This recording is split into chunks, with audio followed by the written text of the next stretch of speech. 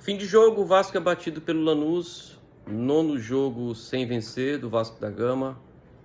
Chegamos a uma marca realmente cômoda, né? É um resultado até esperado, né? O Lanús fez o que o Vasco deveria ter feito, né? O Lanús tirou ponto do Vasco em São Januário, tirou pontos, né, do Vasco em São Januário e ganhou em casa, né? Então o Lanús se classificou na primeira posição do grupo da Sul-Americana. E o Vasco vai ter uma última partida contra o Melgar em casa, em São Januário, para tentar se classificar, pelo menos buscar aí uma disputa de segundo lugar ou disputar de repente uma repescagem para ver se consegue passar de fase na Sul-Americana. Mas o que me preocupa não é nem a competição sul-americana, não.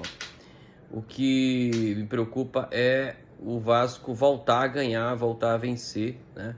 E nessa estreia do Diniz, alguns pontos eu trato como positivos e outros continuam sendo preocupação, né?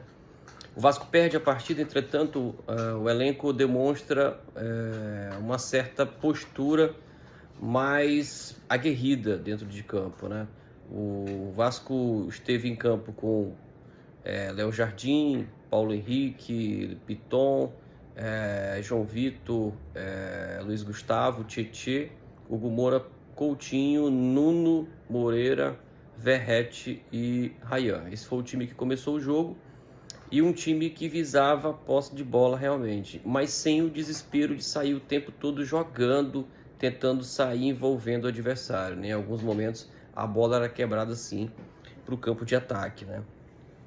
A estreia do Diniz marca essa postura mais aguerrida do time dentro de campo e um time mais encaixado, né? Você percebe que os blocos acabam trabalhando mais próximos, né? Tentando realmente dar a opção de passe. Acho que são dois pontos que eu trago como positivos nessa derrota para o Lanús, né? Mas é nítida, né? A falta de qualidade do elenco, né? Que pesa em determinados momentos do jogo, aonde a gente não consegue finalizar bem, a gente não consegue chegar com qualidade nos contra-ataques, né? Falta realmente ainda, né, preparo físico para o elenco. A gente percebe que o time estava dosando o fôlego principalmente durante o primeiro tempo. E nesse padrão de jogo que o Diniz colocou, ou tentou implementar já nessa primeira partida, né, de toque de bola, de aproximação, de saída de bola com mais qualidade, tentando envolver o adversário, na escalação ele colocou o Hugo Moura, e que acabou, no final da partida, sendo expulso, né? O Vasco acabou terminando o jogo com 1 a menos. Para esse padrão de jogo, eu acho que o Diniz não fez uma boa escolha. Eu acho que o Hugo Moura, apesar de ser esse jogador volante de marcação, para esse padrão de saída de jogo, né, onde tem que sair tocando, o Hugo Moura não é a melhor opção. O Diniz tinha para essa partida o Jair, né, que não tem poderio de marcação algum, mas tinha o Sforza, né, que no jogo passado, na derrota diante do Vitória, o Sforza fez uma boa partida, né? Eu acho que para esse jogo, que o Vasco precisava de mais qualidade, de uma saída mais apropriada e mais veloz, o Sforza seria uma melhor opção, né?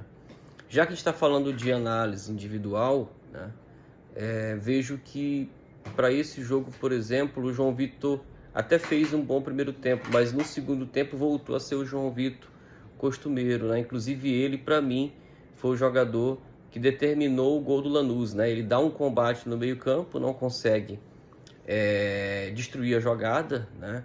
E acaba não se recuperando, não voltando a tempo para marcar o jogador que acabou fazendo o gol do Lanús, né? O gol da vitória. Então, para mim, o João Vitor não foi bem.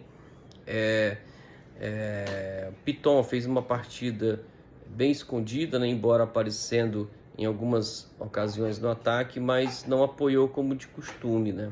Paulo Henrique também sumido na partida, né? Apareceu muito mais na função defensiva do que ofensiva. E o Coutinho ainda muito abaixo daquilo que a torcida espera, né? Um jogador apagado, né? Ainda fora de ritmo, aparecendo muito pouco para dar opções de passe, né? Para finalizar. Então acho que o Coutinho ficou devendo. E o Verratti acabou ficando isolado, né? durante praticamente todo o jogo, a bola não chegou, né? E na frente ali, quem foi um pouco mais destacável na partida foi o Nuno Moreira, né? Que fez um bom primeiro tempo, encostou para trabalhar com o Coutinho, fez boas jogadas pela esquerda com o Piton, né?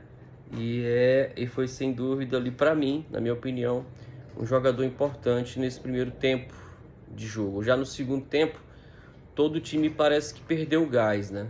E aí é um ponto que o Diniz vai ter que trabalhar durante o decorrer do